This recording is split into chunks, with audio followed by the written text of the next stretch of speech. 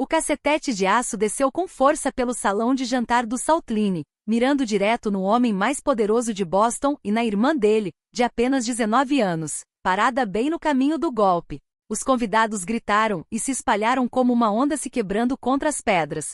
Os seguranças congelaram.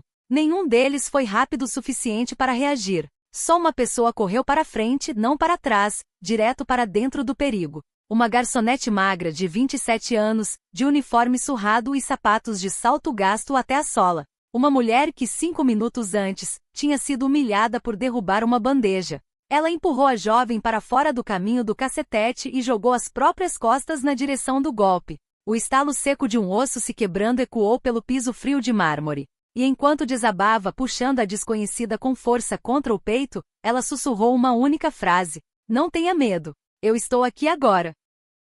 O homem do terno preto, alfaiataria impecável, uma cicatriz fina na mandíbula, olhos cinzentos que nunca tinham conhecido o medo, caiu de joelhos ao lado da mulher que acabará de salvar a vida da irmã dele. Rafi Collazo tinha feito uma cidade inteira baixar a cabeça diante dele. Tinha decidido vida e morte com um único aceno. Mas naquela noite, pela primeira vez na vida, Rafi Collazo não conseguia entender o que tinha acabado de ver. Porque alguém que não tinha nada, alguém que o mundo inteiro já tinha virado as costas, trocaria a própria vida pela de uma completa estranha. Quem era Maeve Donovan? E por que ela correu na direção do perigo quando todo mundo ao redor só sabia correr para longe? A resposta vai fazer você repensar tudo o que você acreditava sobre o valor de uma única vida humana. Se essa história tocar o seu coração, deixe o seu like para que ela alcance mais gente. Compartilhe com alguém que precisa lembrar que a bondade ainda existe neste mundo. E não esqueça de se inscrever no canal para nunca perder uma história como essa. Mas para entender como uma mulher como Maeve Donovan foi capaz de fazer o que fez, precisamos voltar algumas horas antes, quando aquela noite ainda não tinha se rasgado em gritos. Eram 6 da tarde quando o pôr do sol se espalhava comprido pelos vidros do restaurante Saltline, e Maeve já estava se desgastando no seu segundo turno do dia. Um turno que ela mesma tinha pedido para pegar, mesmo sabendo que ninguém mais queria, porque o salto dos seus sapatos velhos já estava tão gasto que cada passo esfregava direto na pele ferida dos pés. Maeve não reclamava. Ela tinha aprendido fazia muito tempo que reclamar não adiantava nada. No bolso do avental, dobrado em 4 e escondido atrás do bloco de pedidos, havia um papel que Maeve já tinha lido tantas vezes que sabia cada número de cor. Uma conta de hospital. Embaixo dela, uma linha impressa em negrito lembrava de uma cirurgia que já não podia mais esperar. Uma cirurgia para o coraçãozinho que batia fraco dentro do peito de Finn, o irmão caçula de Maeve, de apenas 9 anos. Toda vez que a mão de Maeve roçava naquele papel enquanto ela limpava uma mesa, o rosto de Finn aparecia na frente dela. Aquele rostinho pálido que ainda tentava sorrir toda manhã antes de ela sair para o trabalho. Aquela voz mansa pedindo para a irmã não se esforçar demais. Na carteira, Maeve guardava uma fotografia com as bordas gastas, Finn sentado na escada do apartamento apertado onde os dois moravam, os braços em volta de um urso de pelúcia desbotado. Era a única coisa que mantinha Maeve em pé nas noites em que ela achava que não tinha mais força nenhuma. Naquela tarde, antes do turno, Maeve tinha se sentado numa saleta do banco, as 2 mãos apertadas embaixo da mesa, ouvindo o gerente explicar, num tom educado mas gelado, que o pedido de empréstimo tinha sido negado. Era a última porta que restava para ela bater. Maeve já tinha ido a todo lugar possível, assinado todo o papel que existia, implorado com o pouco de orgulho que uma mulher de 27 anos ainda conseguia reunir. As pessoas olhavam para o salário de uma garçonete, olhavam para a pilha de dívidas e balançavam a cabeça. Elas não viam as noites em que Maeve ficava acordada do lado da cama de Finn, quando ele lutava para respirar. Não viam a mãe que tinha morrido quando Maeve tinha só 18 anos. Não viam o pai que tinha afundado na bebida e depois desaparecido da vida dos 2 irmãos sem uma única palavra de despedida. Elas viam só números. E os números diziam que Maeve não merecia confiança. Maeve saiu do banco de olhos secos, porque ela já tinha chorado até se esvaziar, anos atrás, e lágrima virou um luxo que ela não se permitia mais gastar. No caminho para o restaurante, Maeve passou na casa da senhora Alvarez, a vizinha gentil que cuidava de Finn todas as noites, colocou um trocado na mão da mulher, e beijou a testa do menino que dormia. Maeve não contou para Finn que o empréstimo tinha sido negado. Ela nunca deixava o próprio peso cair sobre os ombros finos do irmão. Para Finn, ela era sempre a irmã mais velha e forte, aquela que sempre dava um jeito, aquela que sempre sorria e dizia que tudo ia ficar bem. E agora parada dentro daquele restaurante elegante, onde o jantar de um único cliente custava o mesmo que uma semana inteira do salário dela, Mavi apertava a bandeja nas mãos e repetia para si mesma que não podia desmoronar. Esse turno, depois o próximo, e todos os turnos que ela ainda pediria depois disso. Dólar por dólar, centavo por centavo, ela ia juntar o suficiente. Ela precisava juntar o suficiente, porque aquele coraçãozinho não podia esperar para sempre. E porque neste mundo Fi não tinha mais ninguém além dela. Do outro lado do salão, a risada alta de pessoas que nunca precisaram contar moeda para sobreviver ecoava como música de uma vida completamente diferente. Mavi respirou fundo, colocou de volta o sorriso profissional nos lábios, e caminhou até as mesas que esperavam por ela. Ela não tinha como saber que em poucas horas, aquela noite que parecia só mais um turno cansativo se transformaria na noite que mudaria tudo. A noite em que a vida de uma garçonete desconhecida ia colidir com a vida do homem mais poderoso da cidade. Naquela noite, o Saltline recebia um grupo importante, e isso significava que Gerald Moss, o gerente, estava no seu estado mais tenso. Moss era um homem na casa dos 50 anos, cabelo besuntado e penteado para trás, terno sob medida apertado num corpo que começava a engordar, e uma postura que ele confundia com autoridade quando na verdade era apenas desprezo polido até brilhar. Para Moss, os garçons não eram seres humanos. Eram ferramentas com pernas, sombras que deveriam ficar caladas e invisíveis, autorizadas a aparecer só quando o vinho precisasse ser servido ou os pratos precisassem ser recolhidos, e depois desaparecer de novo. E entre todas aquelas sombras, Moss parecia ter um carinho especial por implicar com Mavi. Talvez porque ela fosse a que menos revidava, a que ele sabia que engoliria qualquer palavra cruel, porque ela precisava daquele emprego mais do que qualquer outra pessoa ali. Mavi estava limpando uma mesa que os clientes tinham acabado de deixar quando Moss passou por perto, os olhos correndo pela toalha e parando numa mancha fraca. Um respingo de vinho tinto que o cliente anterior tinha derrubado, e que ela ainda não tinha tido tempo de trocar. Moss parou de repente, e o corpo inteiro de Mavi gelou, porque ela já sabia o que vinha a seguir. Senhorita, Moss disse não muito alto, mas afiado o suficiente para cortar o barulho do salão. Alto o bastante para que alguns clientes na mesa ao lado levantassem a cabeça. Você chama isso de serviço? Mavi se virou, as duas mãos ainda segurando uma bandeja de pratos sujos, e tentou manter a voz calma. Senhor Moss, o cliente que derramou. Eu já estava indo trocar a toalha agora mesmo. Mas Moss não estava ouvindo. Ele nunca ouvia. Deu um passo mais perto, baixando a voz num sussurro venenoso, ainda pior do que se tivesse gritado. Você sabe quem são esses clientes. Você sabe o quanto uma mancha dessas faz o restaurante parecer. Ou sua cabeça só tem espaço para contar quanto você vai ganhar de gorjeta hoje. Algumas risadinhas soaram por perto, e Mavi sentiu o rosto queimar, não porque estava envergonhada da mancha na toalha, mas por causa da forma como as pessoas olhavam para ela agora, como se ela fosse alguém inferior, um erro que precisava de correção. Mavi baixou a cabeça, não porque achasse que estava errada, mas porque tinha aprendido que baixar a cabeça era a forma mais barata de deixar a tempestade passar. Me desculpe, ela disse baixinho. Eu vou trocar agora mesmo. Moss cruzou os braços, saboreando aquele pequeno momento de poder. Mais uma vez ele disse. Só mais uma vez eu vejo um descuido desses vindo de você, e eu tiro direto do seu salário. Ou melhor ainda, eu arranjo outra pessoa que saiba trabalhar de verdade. Você acha que não tem gente lá fora querendo um emprego aqui? Aquelas palavras cortaram mais fundo do que Moss podia imaginar, porque Moss não fazia ideia do que cada dólar daquele salário significava para Mavi. Não fazia ideia de que toda vez que ameaçava descontar o pagamento dela, estava ameaçando levar embora um pedaço da esperança frágil dobrada dentro do bolso do avental. A esperança chamada cirurgia. Um coraçãozinho, um irmão pequeno esperando a irmã voltar para casa.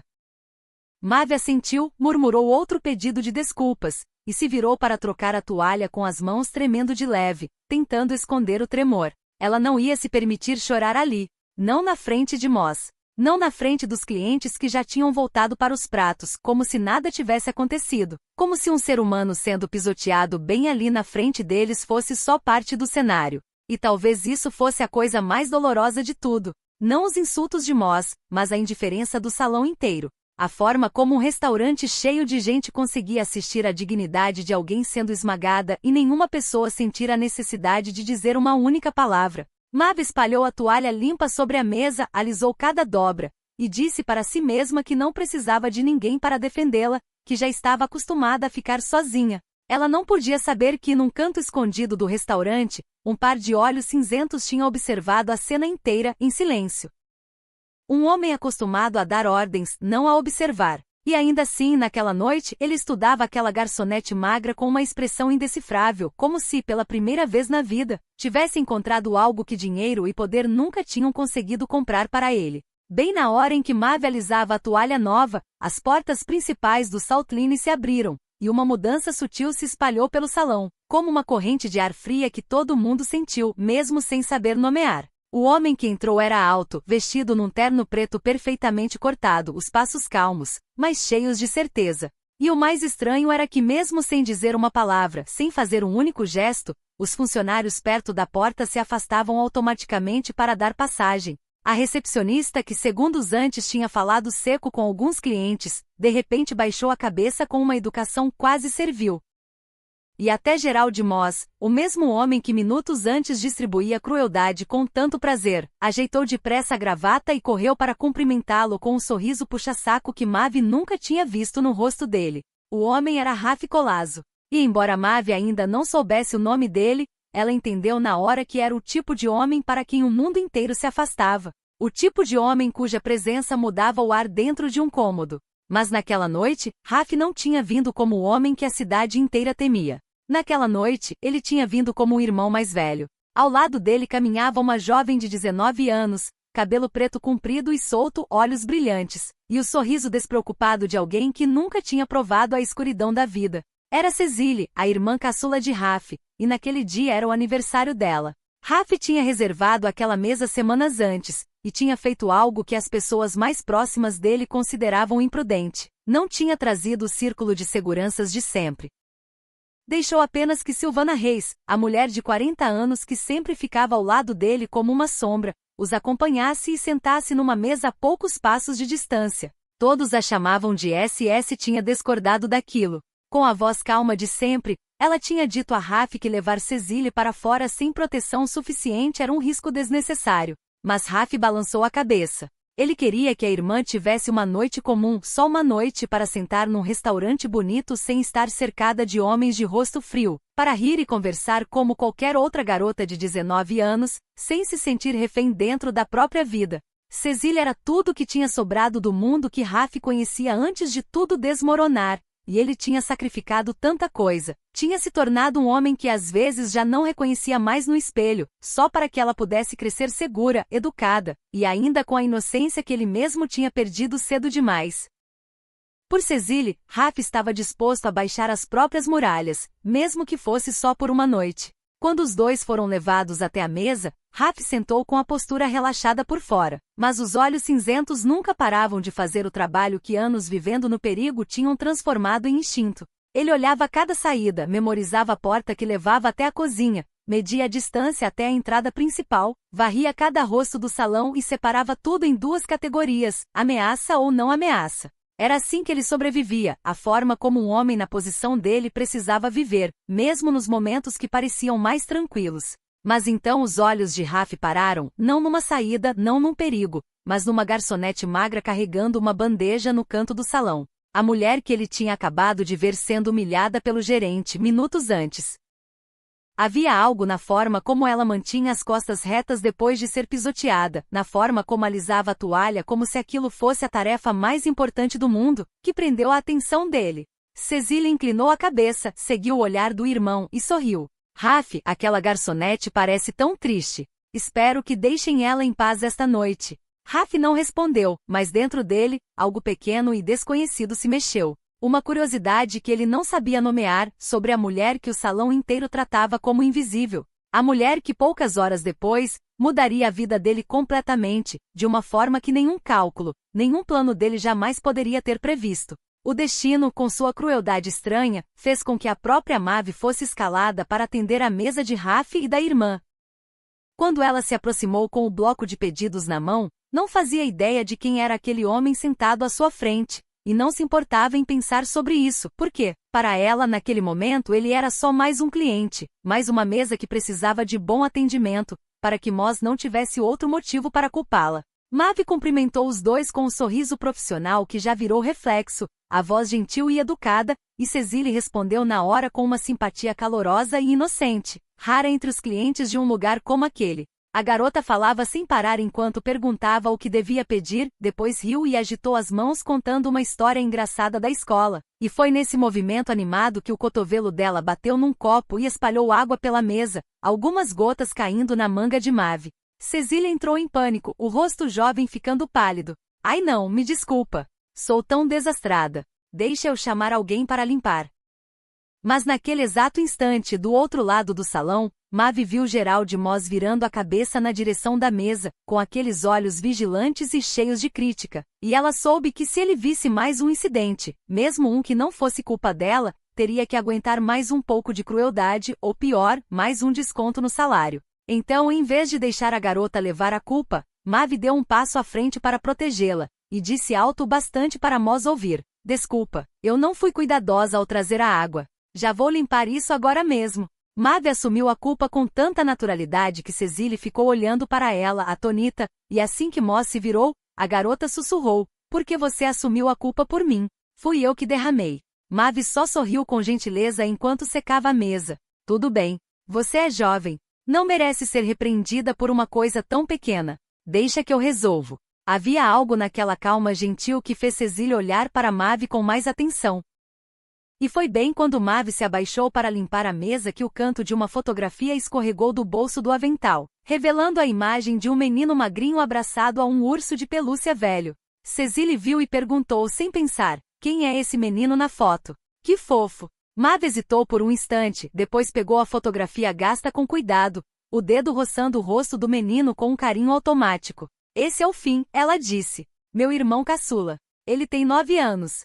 Cecily se animou e perguntou mais, se ele ia buscá-la no trabalho, porque ela nunca falava dele. E então, por motivos que a própria Maeve não entendeu direito, talvez pelo calor sincero daquela garota jovem, talvez porque o peso do longo dia tivesse amolecido alguma coisa dentro dela, Maeve falou baixinho, a voz baixando de tom. O Finn tem um problema no coração desde que nasceu. Ele precisa de uma cirurgia, e eu estou tentando juntar dinheiro suficiente para isso. Ela não contou sobre o empréstimo negado naquela tarde. Não contou sobre as noites sem dormir. Ela só falou com a voz firme de quem está acostumada a carregar peso sozinha. Meu sonho agora é bem simples. Eu só quero ganhar o suficiente para o meu irmão ficar saudável, para ele poder correr e brincar como as outras crianças. Cecily ficou em silêncio, os olhos jovens brilhando de lágrimas, e disse baixinho, ele tem sorte de ter uma irmã como você.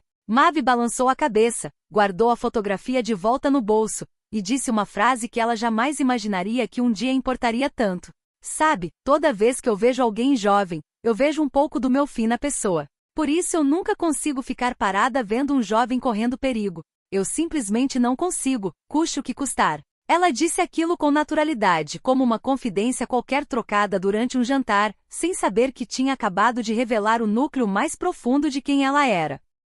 E do outro lado da mesa, Raf Colasso, que tinha escutado tudo em silêncio, pousou a taça de vinho sem nunca ter levado aos lábios. Ele já tinha visto inúmeras pessoas bajularem a irmã dele só porque sabiam quem ele era, já estava acostumado à gentileza calculada, à preocupação medida na esperança de ganhar algo em troca. Mas aquela mulher não sabia quem ele era, não tinha nada a pedir. E mesmo assim tratava Cecily com uma ternura pura e sem interesse, o tipo de ternura que o dinheiro e o poder dele nunca tinham conseguido comprar. E pela primeira vez em muitos anos, Raf sentiu algo tremer de leve, dentro do peito. Maeve voltou para o trabalho carregando um calor estranho no peito por causa daquela conversa breve com a garota gentil. E talvez porque seus olhos já tivessem passado tantos anos de serviço, aprendendo a notar os menores detalhes, ela foi a única pessoa em todo o restaurante que percebeu que algo estava errado.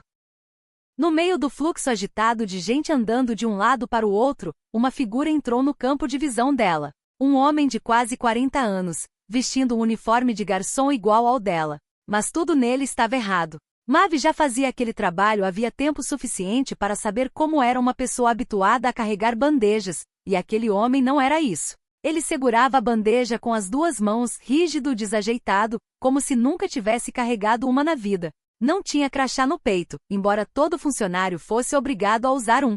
E o que fez o coração de Mavi começar a bater mais forte foi que ele não seguia o caminho dos funcionários, não passava perto da cozinha nem da estação de serviço, mas se movia rente à parede, os olhos frios e afiados virando repetidamente numa única direção, a mesa onde Raf e Cecília estavam sentados. Havia um foco gelado naquele olhar, algo que não pertencia a uma noite comum, e o instinto de Mavi, instinto de irmã mais velha, sempre alerta para o perigo perto de alguém jovem, soou um alarme dentro da mente dela. Ela não sabia quem era aquele homem, não sabia o que ele pretendia fazer, mas sabia uma coisa com certeza, ele não era funcionário ali, e estava mirando em alguém. Mavi não hesitou. Largou a bandeja depressa e foi procurar a única pessoa com autoridade para deter aquilo, Gerald Moss. Encontrou-o perto do balcão de vinhos, inspecionando garrafas, e correu até ele, abaixando a voz, mas sem conseguir esconder a urgência. Senhor Moss, eu preciso relatar uma coisa. Tem um homem vestindo uniforme de garçom, mas tenho certeza de que ele não trabalha aqui. Ele não tem crachá, não sabe carregar bandeja, e fica olhando fixo para a mesa do convidado importante. Estou com medo de que alguma coisa esteja errada. Se Moss fosse um gerente responsável, teria prestado atenção na hora. Mas Moss não olhou para ela com os olhos de quem escuta. Olhou com o desprezo de sempre, o olhar de um homem que acreditava que uma garçonete qualquer não podia saber nada que valesse a sua atenção. Soltou um suspiro irritado. O que você está inventando agora? Ele resmungou baixinho. Você acha que eu tenho tempo essa noite para ouvir a sua imaginação? Seu trabalho é servir mesa, não vigiar as pessoas e criar histórias. Mavi tentou insistir de novo, a voz tremendo de urgência. Senhor Moss, por favor, só mande alguém verificar. Se eu estiver errada, eu aceito o castigo, mas se eu estiver certa. Moss a cortou, a voz endurecendo o suficiente para mostrar que a paciência dele tinha acabado. Escuta bem. Se você continuar por aí se metendo na vida dos outros em vez de fazer o seu trabalho, eu te demito hoje mesmo. Entendeu? Agora volta para as suas mesas. E assim, mais uma vez naquela noite fatídica, a voz da pessoa com menos poder no salão foi ignorada. O aviso da única pessoa que tinha visto o perigo foi descartado como bobagem, simplesmente porque essa pessoa usava um uniforme surrado e estava no degrau mais baixo daquele mundo. Mavi ficou parada por alguns segundos, o coração acelerado, sabendo que não tinha nenhum poder para obrigar ninguém a acreditar nela. Mas ela não voltou para as mesas como Moss tinha mandado. Ela não conseguiu. Girou o corpo, os olhos vasculhando a multidão atrás daquela figura suspeita, e o coração pareceu parar quando ela viu o homem puxar um cacetete de aço escondido debaixo da bandeja e correr na direção da mesa onde Cecília estava sentada, rindo e conversando, completamente desprevenida. Naquele instante, todo o pensamento na mente de Mavi apagou, deixando só uma coisa empurrando os pés dela para frente. Quando o barulho terrível ainda mal tinha se apagado no ar, e Mavi desabou no chão de pedra com Cecília apertada nos braços, o restaurante inteiro explodiu em caos. Mas no meio daquele caos, Silvana Reis se moveu rápida como uma sombra. Ela correu da mesa onde estivera sentada, observando a noite inteira, e em poucos segundos o homem estranho foi imobilizado, preso ao chão com força, o objeto de metal na mão dele voando longe e deslizando pela pedra. Essa ergueu a cabeça na direção do patrão, esperando uma ordem. E quando os olhos dela encontraram os olhos cinzentos de Raf, ela entendeu na hora o que ele queria, sem que nenhuma palavra precisasse ser trocada entre os dois. Pelas regras normais, pela forma como funcionava aquele submundo, um homem que ousasse tocar na irmã de Raf Colasso deveria desaparecer naquela mesma noite em silêncio, sem deixar rastro. E sim, no primeiro instante, quando a fúria ardeu como fogo nas veias dele, foi exatamente isso que Raf quis. Mas ele também não queria a polícia envolvida. Não queria a luz da lei brilhando dentro do mundo dele. Não queria perguntas, arquivos, investigações que pudessem expor coisas que ele tinha passado a vida inteira enterrando. Então deu apenas um sinal discreto, e S, junto de algumas pessoas de confiança, escoltou o desconhecido em silêncio pelos fundos, levando-o a um lugar conhecido apenas pelos homens de Raf, onde ficaria esperando que Raf decidisse o destino dele pelas próprias regras. Raf escolheu mantê-lo ali sem entregá-lo a ninguém ainda. Porque naquele momento só havia uma ideia vaga na cabeça dele: esse homem ia pagar, mesmo que Raf ainda não soubesse como. Mas todos aqueles cálculos frios se desfizeram de repente quando Raf se virou e olhou para o chão, onde a mulher que tinha acabado de salvar a vida da irmã dele estava caída, imóvel, o rosto pálido, os braços ainda enrolados em volta de Cecília, como se ela pretendesse proteger a garota até o último segundo de consciência. Cecile chorava pelo irmão, e Raf se ajoelhou ao lado das duas, um homem que nunca tinha dobrado o joelho diante de ninguém em toda a vida. Foi então que os olhos dele pararam num pequeno objeto no chão de pedra, que tinha escorregado do bolso do avental de Maeve quando ela caiu. Era uma fotografia de bordas gastas, e Raf a pegou com dedos acostumados ao poder, mas agora tremendo de um jeito estranho. Na foto, um menino magro segurando um urso de pelúcia velho, os olhos claros sorrindo para a câmera. Raf ficou encarando aquele rosto, lembrando aos pedaços das palavras que tinha escutado antes, sobre um irmão de 9 anos com o coração fraco, sobre uma irmã mais velha lutando por cada dólar para salvar a vida dele. A mulher deitada ali, a mulher que tinha acabado de colocar as próprias costas no caminho do golpe destinado a ele e a irmã, era alguém que não tinha nada além de um irmãozinho doente e um sonho tão simples que doía. Ela não tinha se arriscado porque sabia quem ele era, não tinha trocado a própria vida na esperança de pedir um favor. Ela tinha feito aquilo só porque naquele momento tinha visto uma pessoa jovem em perigo, e como ela mesma tinha dito, nunca conseguia ficar parada. A sirene da ambulância soou lá fora enquanto os paramédicos entravam correndo, e depressa colocaram Maeve numa maca, carregando-a para fora em meio a ordens urgentes e passos apressados. Raf se levantou, a fotografia ainda apertada na mão, e observou a maca sendo empurrada em direção à porta, sentindo algo que não conseguia nomear. Por tantos anos ele tinha vivido num mundo onde toda relação era uma troca, onde a bondade sempre vinha com um preço, onde ele tinha aprendido a não acreditar em dar sem ganhar nada em troca, porque quase nunca tinha visto isso acontecer.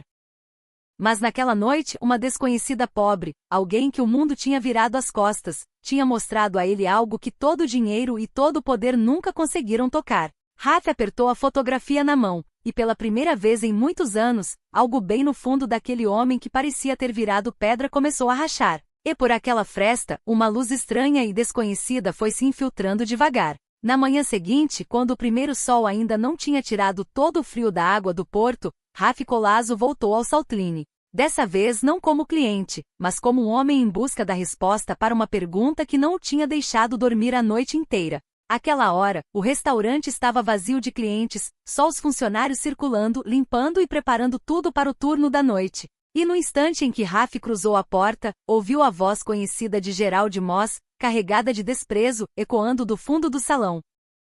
Moss estava parado no meio de um grupo de funcionários, agitando um maço de papéis numa mão, anunciando bem alto o que ele chamava de o incidente da noite passada. Aquela mulher, a tal Donovan, Moss dizia numa voz cheia de indignação falsa, abandonou o turno dela, causou um tumulto no meio do restaurante, assustou os clientes, e arruinou uma noite importante. Eu já decidi demiti-la imediatamente. Gente sem noção como ela não tem lugar num estabelecimento desse calibre.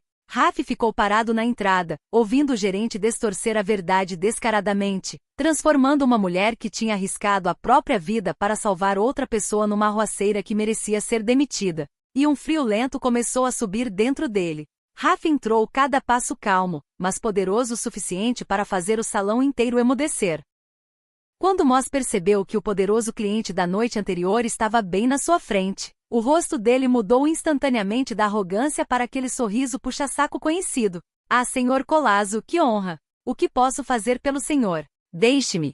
Mas Raf não o deixou terminar. Numa voz baixa mais assustadora do que qualquer grito, ele disse, a mulher que você acabou de chamar de arruaceira levou um golpe que era para ser da minha irmã, ontem à noite. Ela é o motivo pelo qual minha irmã está viva hoje de manhã. E você? Onde estava você quando aconteceu? Moss ficou pálido e começou a gaguejar, tentando se explicar. Mas Raf deu mais um passo devagar, os olhos cinzentos e frios fixos nele, e continuou. Eu soube que uma funcionária foi até você ontem à noite avisar sobre um homem suspeito. E você a ignorou. É isso mesmo. Você teve a chance de evitar tudo, mas estava ocupado demais desprezando as pessoas que trabalham sob suas ordens para dar ouvidos. O salão inteiro prendeu a respiração.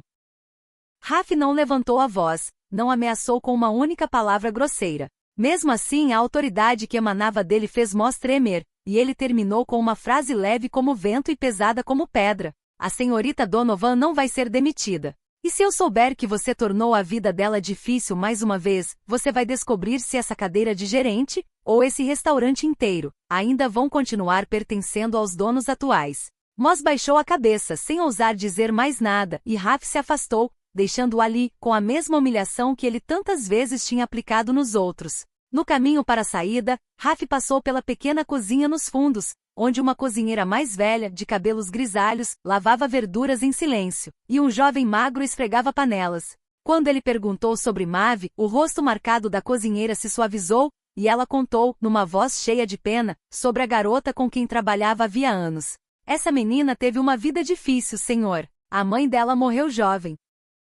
O pai foi embora, e ela cria o irmãozinho sozinha. O menino tem um problema no coração. Ela se mata trabalhando em 2 turnos e ainda assim não junta o suficiente para tratar ele. O lavador de pratos acrescentou: ela é uma boa pessoa. Toda vez que o Senhor Mós culpa a gente injustamente, ela dá um passo à frente e assume por nós. E mesmo assim, ninguém nunca fica do lado dela. Raf escutou cada palavra, e entendeu que tudo o que precisava saber sobre aquela mulher não estava em nenhum arquivo, em nenhum documento, mas nas palavras das pessoas comuns que trabalhavam ao lado dela todo dia. Mavi Donovan não era um mistério para investigar. Ela era, simplesmente, uma pessoa boa demais para ser verdade, parada no meio de um mundo que já tinha esquecido o que era bondade. E quanto mais Raf entendia sobre ela, mais pesada ficava a dívida dentro dele.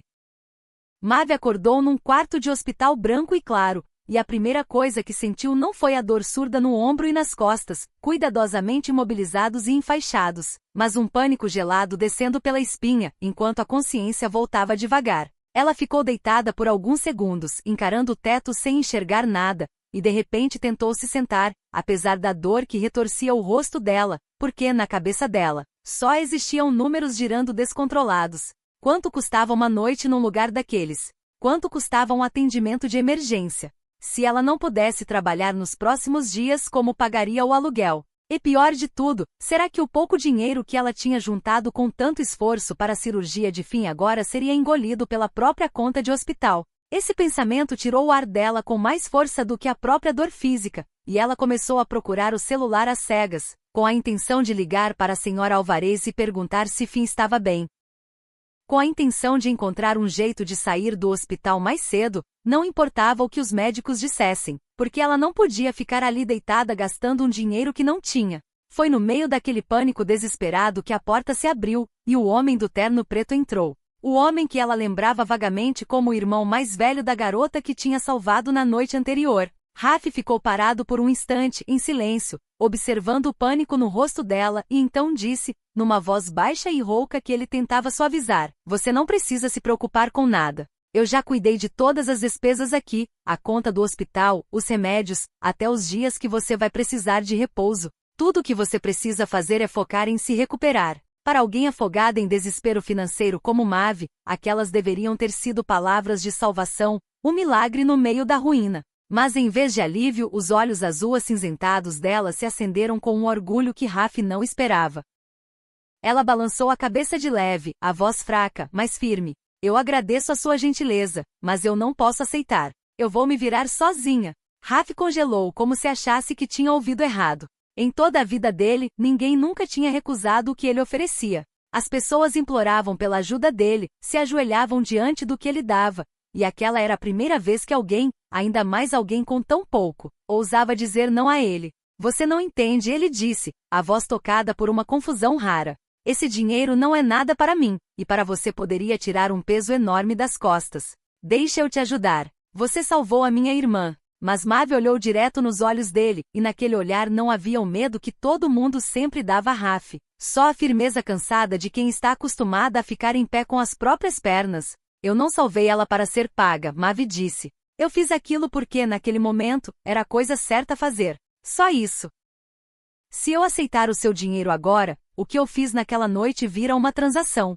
E eu não vendo a minha bondade, senhor. Ela parou para respirar, depois falou mais baixo. Eu sou pobre, sim. Estou enterrada em dívidas, sim. Mas a única coisa que ainda me pertence de verdade é o meu respeito próprio. E isso não é algo que eu troco por preço nenhum. O quarto ficou em silêncio, e Raf ficou ali, olhando para a mulher magra deitada naquela cama de hospital, uma mulher que não tinha nada nas mãos, e ainda assim possuía algo que ele, com todo o poder e toda a riqueza, tinha perdido havia muito tempo sem nem perceber. Ele entendeu que a vontade de ajudá-la não vinha de pena, não vinha do sentimento de alguém superior concedendo caridade a alguém inferior, mas de algo completamente diferente e desconhecido.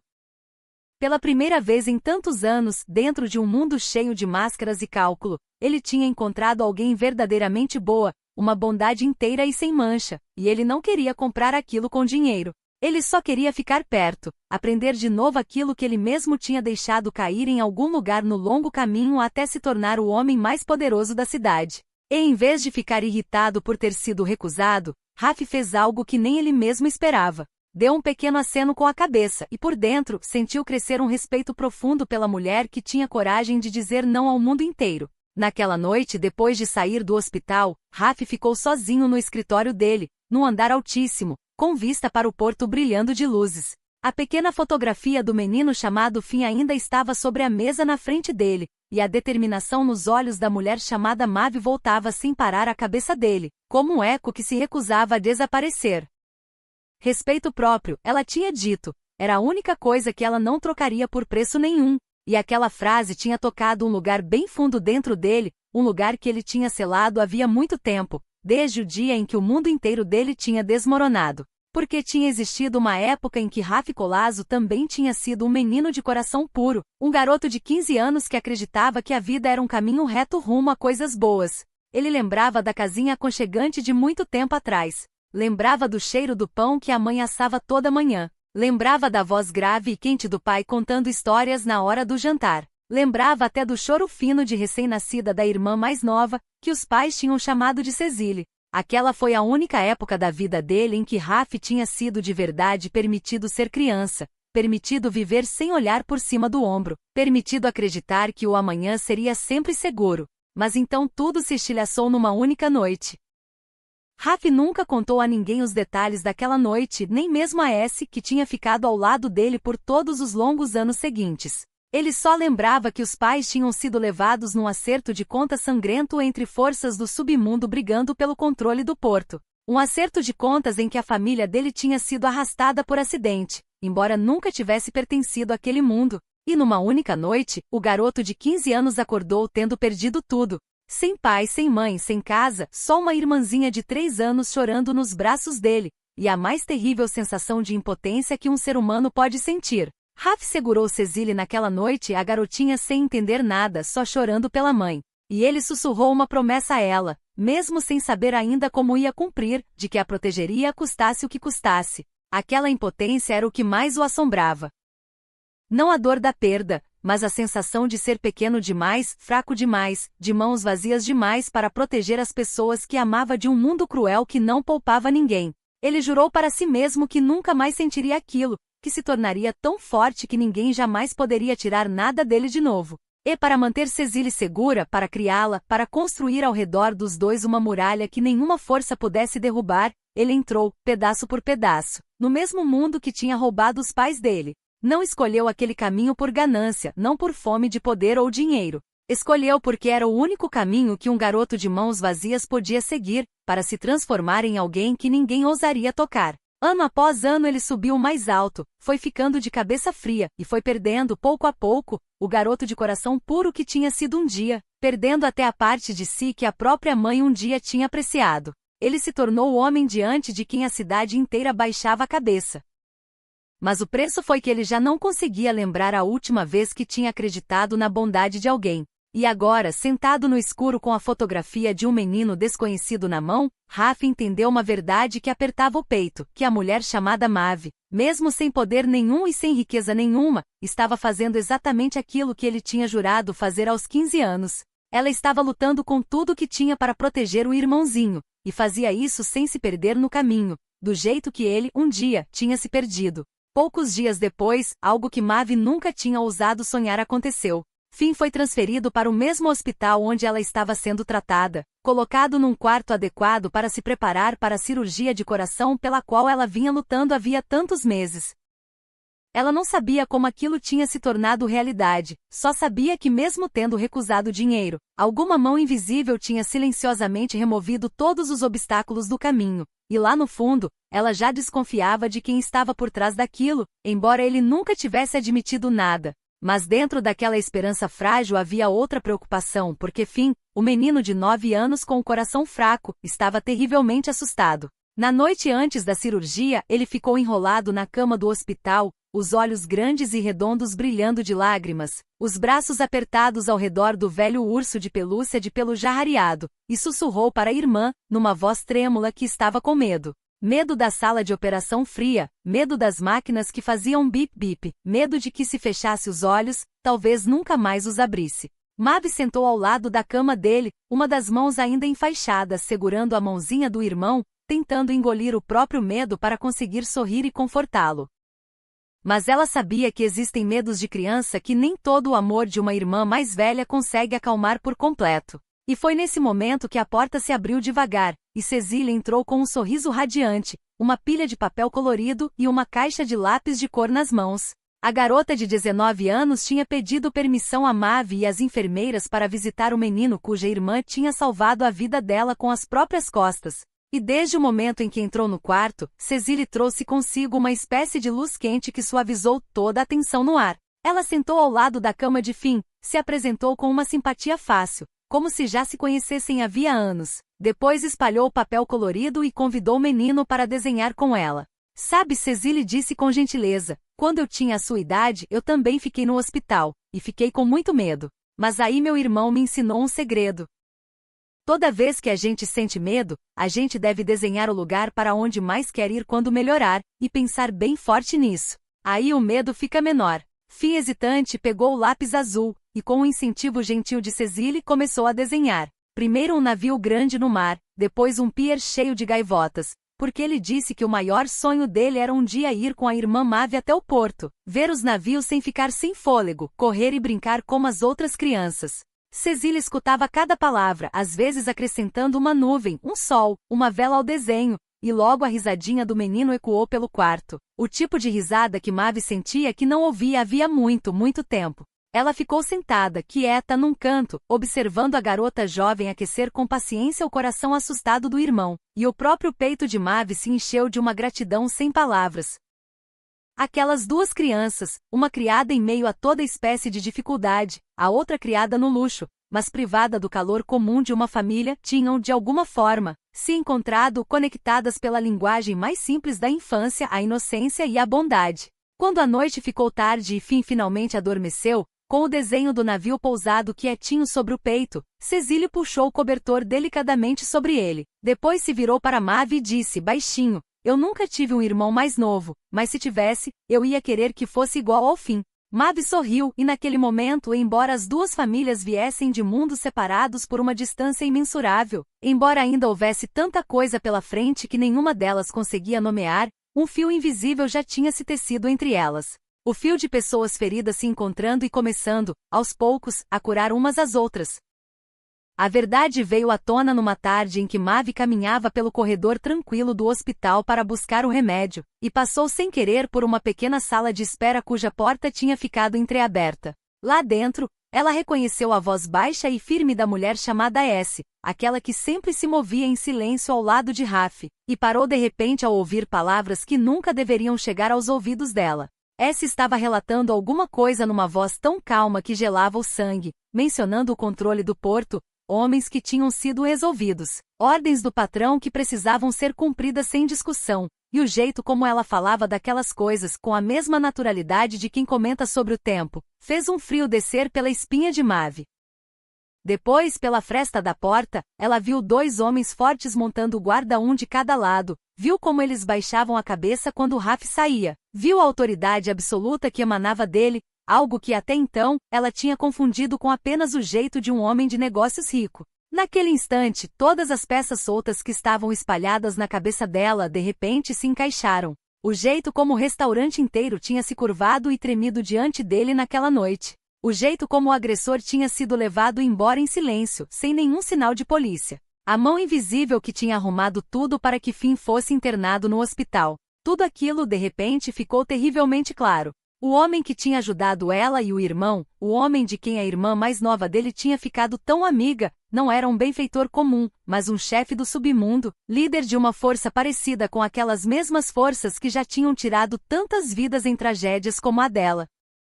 Mavi deu um passo para trás, o coração batendo forte, e correu de volta para o quarto, com um pânico completamente diferente do velho medo de contas de hospital. Naquela noite, depois que Finn adormeceu profundamente após a cirurgia bem-sucedida, Maeve ficou de pé junto à janela do quarto do hospital, olhando para a escuridão lá fora, as mãos apertadas com força, e quando Raf chegou para visitar, como sempre fazia, ela não conseguiu mais ficar calada. Saiu para o corredor com ele, se afastando de propósito da porta onde o irmão dormia, para que as palavras que estava prestes a dizer não chegassem aos ouvidos jovens de Finn.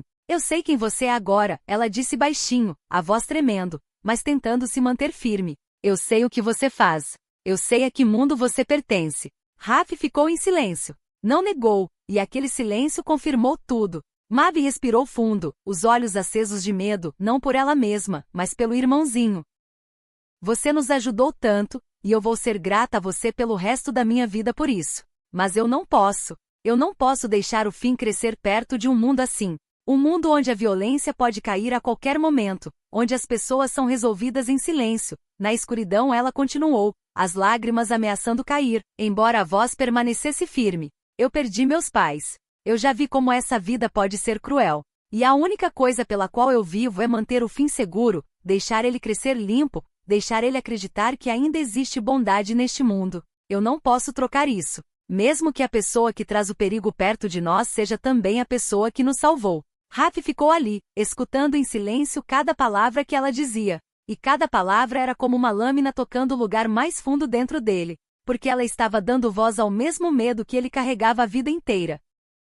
O medo de que o mundo que ele tinha construído para proteger as pessoas que amava pudesse, no fim, ser exatamente a coisa que as destruiria. Ele não ficou com raiva, não discutiu. Só olhou para a mulher tremendo de medo pelo irmão, e entendeu que ela não estava errada, que o medo dela era justificado. Que, com toda a bondade e toda a honestidade que ela tinha dado a ele e à irmã, ela ainda tinha todo o direito de querer manter o irmãozinho longe da escuridão. E pela primeira vez, Raf enfrentou uma pergunta que nunca tinha ousado fazer a si mesmo. Se o mundo que ele tinha escolhido, tempos atrás, para proteger Cecile, também era a prisão que a mantinha cativa, e que o mantinha cativo também. As palavras de Maeve assombraram Raf por dias. E talvez tenha sido por isso que ele finalmente decidiu fazer aquilo que vinha adiando havia tanto tempo, enfrentar o homem que tinha causado tudo, o homem que os homens dele ainda mantinham escondido perto do porto.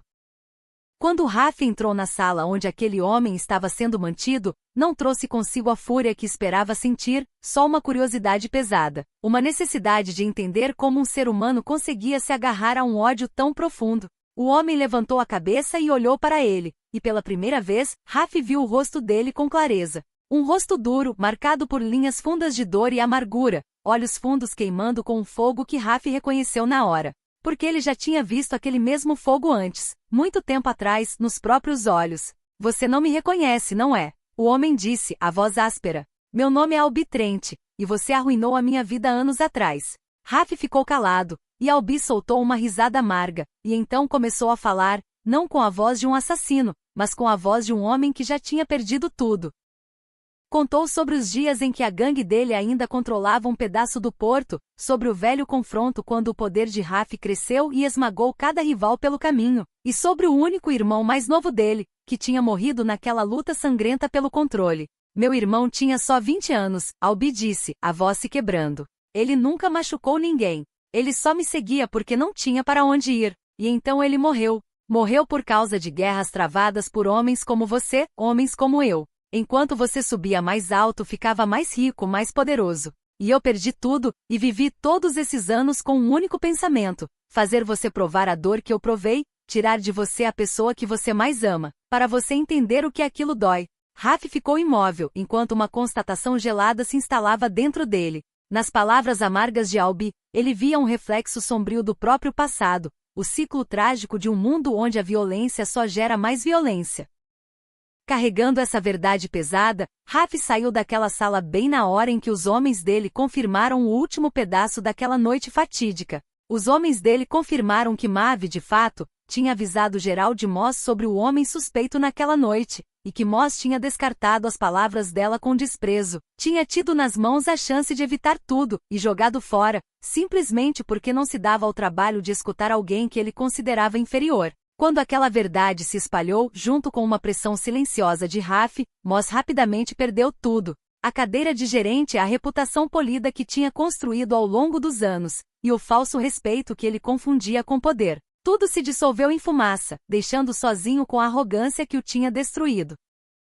Mas a queda de Moz não trouxe nenhuma satisfação a Raf, porque a mente dele agora estava presa numa pergunta maior, uma pergunta que Albi, pela força do próprio ódio, tinha colocado diante dele: se Raf continuaria andando pela mesma estrada que transformava uma tragédia em incontáveis outras, ou se teria coragem de parar. Naquela noite, Raf voltou à sala onde Albi estava sendo mantido, e dessa vez, dentro dele havia uma luta mais violenta do que qualquer batalha que já tivesse enfrentado. Pelas regras do mundo em que ele tinha vivido a vida inteira, a resposta deveria ser simples. Um homem que ousasse tocar a irmã dele tinha que desaparecer. Era assim que as coisas sempre tinham sido resolvidas, de forma limpa, decisiva, sem misericórdia. Por tantos anos ele tinha se acostumado a colocar fim em toda ameaça. E uma parte dele, a parte que tinha virado pedra depois de todos aqueles anos na escuridão, gritava para que ele fizesse o que sempre tinha feito. A mão dele pousou sobre o objeto de metal frio na cintura. E naquele momento ele olhou direto nos olhos de Albi, para o homem que estava sentado ali sem implorar, só olhando de volta com uma resignação cansada, como se já estivesse esperando aquele fim havia muito tempo, como se a morte fosse, para ele, mais leve do que continuar vivendo com o ódio que já tinha corroído até os ossos. Mas, no exato segundo em que a mão de Raf tocou aquele poder sobre a vida e a morte, o rosto de Albi de repente ficou embaçado. E no lugar dele, Raf viu o próprio rosto aos 15 anos, o menino que tinha perdido tudo e jurado vingança contra o mundo inteiro. Viu os olhos claros de Cecile. Viu o sorriso jovem de Finn desenhando um navio na cama do hospital. E ouviu na mente as palavras que Maeve tinha dito a ele. Palavras que ela não tinha dito para dar sermão, mas só porque eram aquilo em que ela acreditava do fundo do coração. Ela tinha ido até ele mais cedo, sabendo que ele estava atormentado. E parada na frente dele, aqueles olhos azul acinzentados olhando sem medo, tinha dito: você sabe que se você tirar a vida dele, você não vai acabar com nada. Ele também teve um irmão mais novo, que ele amava.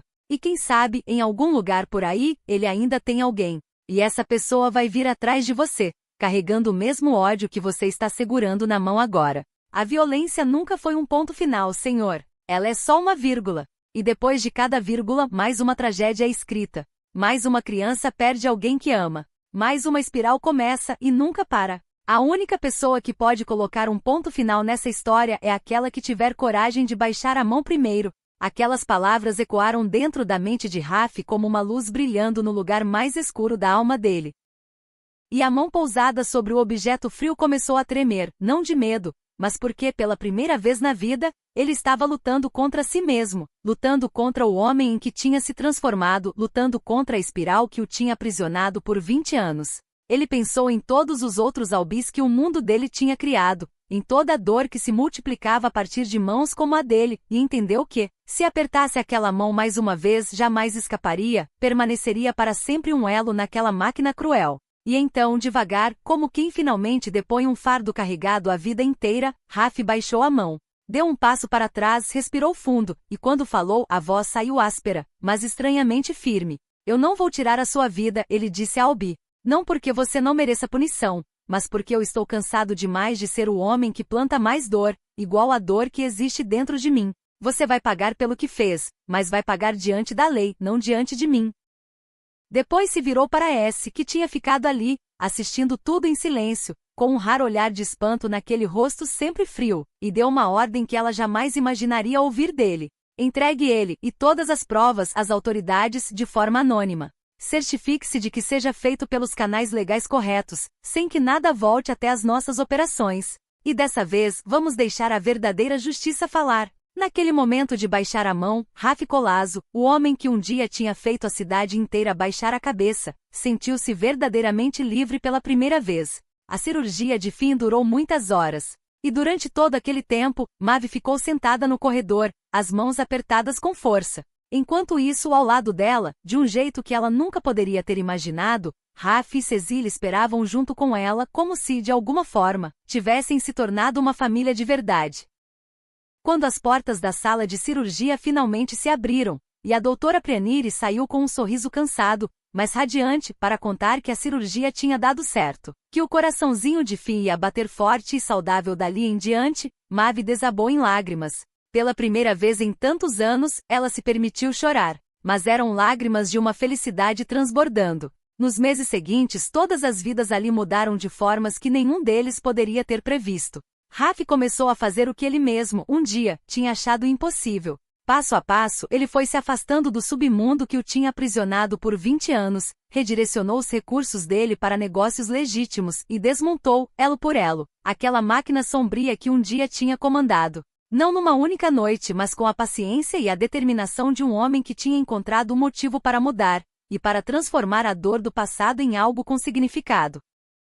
Ele criou uma fundação beneficente chamada Fundação Donovan, um fundo dedicado a ajudar famílias trabalhadoras e pobres, com entes queridos enfrentando doenças graves. As pessoas invisíveis que a sociedade tantas vezes esquece, gente lutando por cada dólar, do jeito que Mavi um dia lutou. Mas a coisa mais importante era que Raf não transformou Mavi em alguém que recebia caridade. Ele não colocou ela na posição de uma pessoa presa pela gratidão. Em vez disso, convidou-a para comandar a fundação, porque entendia que ninguém podia entender o sofrimento daquelas pessoas melhor do que alguém que já tinha vivido aquilo na própria pele. E assim Mavi Donovan, a garçonete que um dia tinha sido humilhada e tratada como invisível, se tornou a pessoa que erguia incontáveis outras vidas vista, ouvida, e respeitada pelo valor humano que ela sempre teve. Numa tarde de outono, já perto do fim da estação, as duas famílias foram juntas até o porto de Boston, o lugar que Finn um dia tinha sonhado em conhecer. O menino, agora com as bochechas rosadas e saudáveis, corria animado ao lado de Cecily pelo pier, a risada clara dos dois se misturando ao som das ondas e das gaivotas, sob o pôr do sol dourado que se espalhava sobre a água.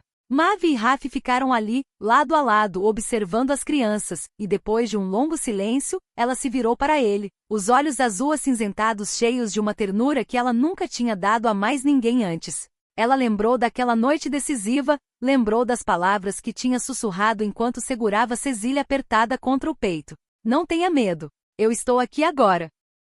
E olhando para o homem que um dia tinha sido tão solitário dentro da própria fortaleza de poder, o homem que tinha tido coragem de largar a escuridão e caminhar em direção à luz, ela repetiu aquelas palavras para ele, dessa vez com um significado completamente diferente. Você está a salvo agora também. Raf se virou para olhar para ela, e naquele momento, o homem que um dia tinha feito a cidade inteira baixar a cabeça entendeu que a segurança de que ela falava não era a segurança do corpo, mas a paz de uma alma finalmente curada, finalmente livre do ódio e do medo que o tinham seguido a vida inteira. E ali, parados no pôr do sol do porto, duas pessoas de mundos separados por uma distância imensurável encontraram, um no outro, algo que nem dinheiro nem poder jamais conseguiriam comprar: paz, confiança e um verdadeiro lar. A história de Mavi e Raf nos lembra de algo simples, mas profundo. Que o valor de uma pessoa nunca esteve no status ou na riqueza dela, mas na bondade que ela está disposta a oferecer, mesmo quando quase não sobra nada nas próprias mãos. Que um único gesto de bondade, por menor que pareça, pode iluminar até os cantos mais escuros de uma vida. E que nenhum de nós está tão perdido a ponto de não poder voltar. Nenhum de nós é forte demais para não precisar de cura e de bondade. E a coragem de largar o ódio é a luz que pode guiar uma pessoa de volta a si mesma. Se essa história tocou o seu coração, por favor, se inscreva no nosso canal, deixe o seu like e compartilhe esse vídeo, para que a gente possa levar histórias com significado para ainda mais pessoas, e para que todos os dias, você possa ouvir com a gente mais histórias emocionantes e comoventes. Como você se sentiu com a história de Mavi e Raf? Qual parte dessa história tocou mais o seu coração? Deixe um comentário e compartilhe o que você sentiu lá do fundo do coração, porque a gente sempre espera ouvir os seus pensamentos e emoções mais sinceros. Obrigado por dedicar o seu tempo para ouvir essa história até o último momento. Que você e as pessoas que você ama tenham sempre muita saúde, uma vida cheia de alegria, paz e amor preenchendo cada dia. Até a próxima e nos vemos na próxima história.